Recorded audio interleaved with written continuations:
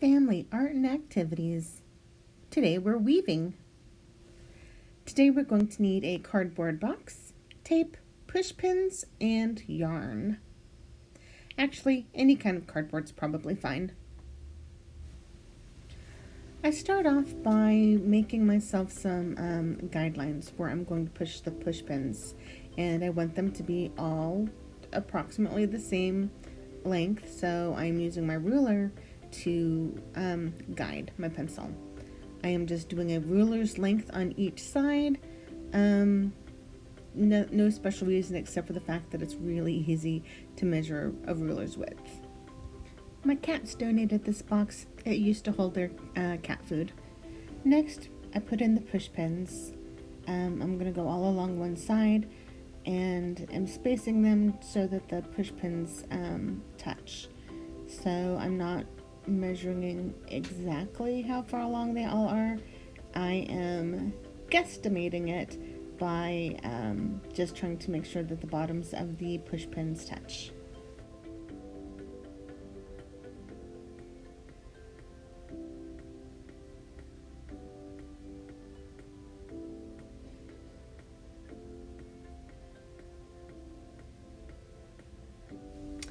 It just occurred to me that it might be easier if the colors were opposite of each other. So blue, blue, red, red, green, green, and so on.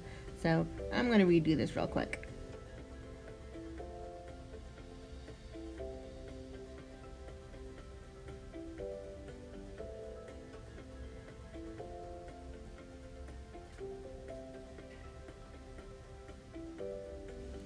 There we go.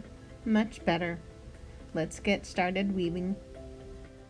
Once all your push pins are in place, you're going to make a loop with your yarn so that you hook it on the bottom left, at least that's what I started with, push pin. Now you're going to take it and go around the outside edge, then on the inside go around the outside edge, and keep looping the yarn across until you get it all the way to the end.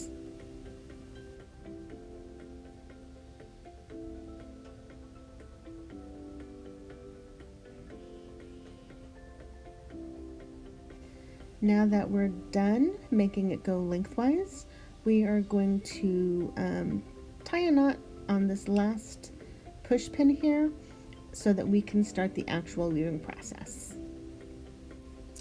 I'm using some thread to make a needle of sorts on another color of yarn.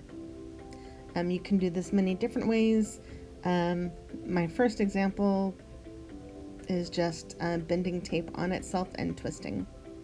Now we're ready to start the weaving. You put your new piece of yarn under, then over, then under, then over, then under, then over, and you just continue this pattern as you weave.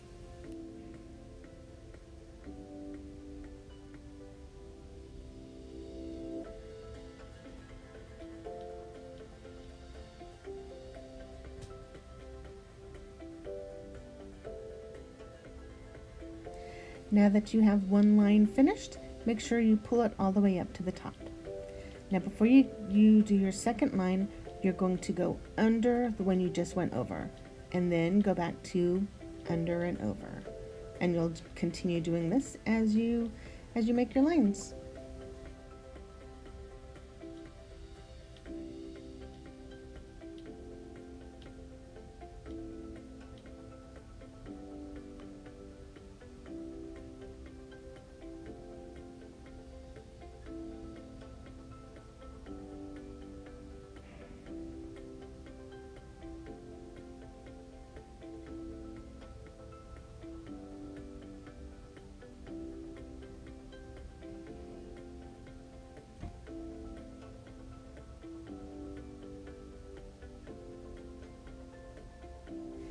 Because I want to start another color, I am going to knot this dark green off on the side. Next, you can use another color of yarn if you want to give it just a little bit more color.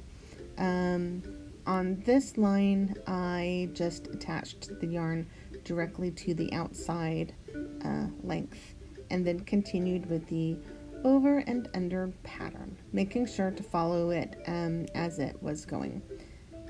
So I'm going to go look at the row above it and see where that this needs to go. So it looks like I'm going to be going over, then under, and then continue along with that.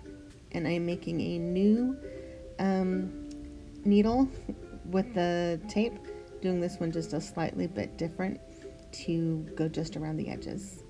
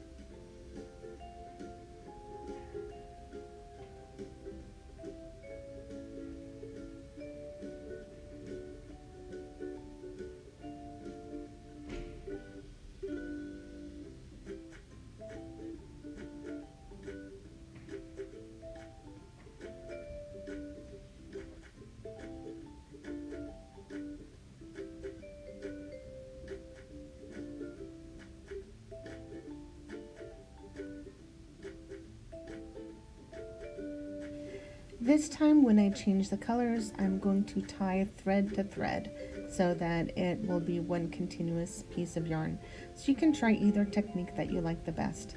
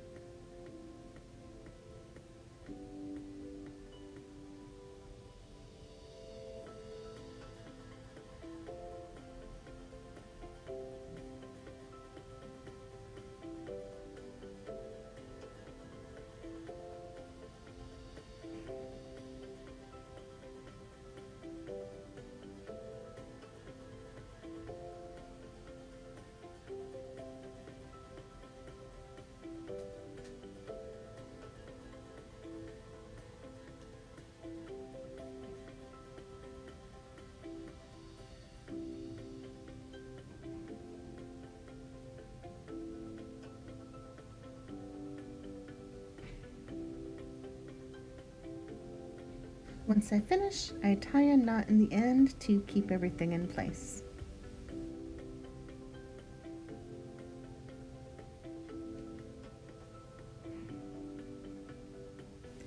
Now that we're finished, just pull off the push pins and you'll have your piece of woven artwork.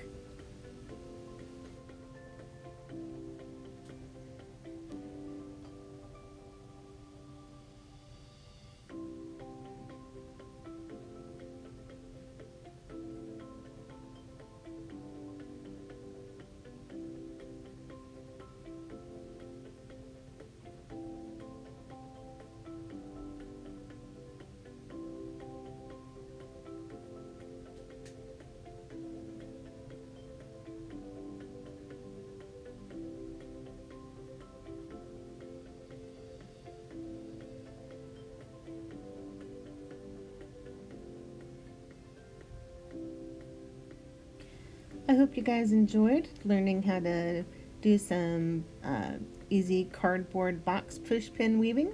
I look forward to seeing what you create.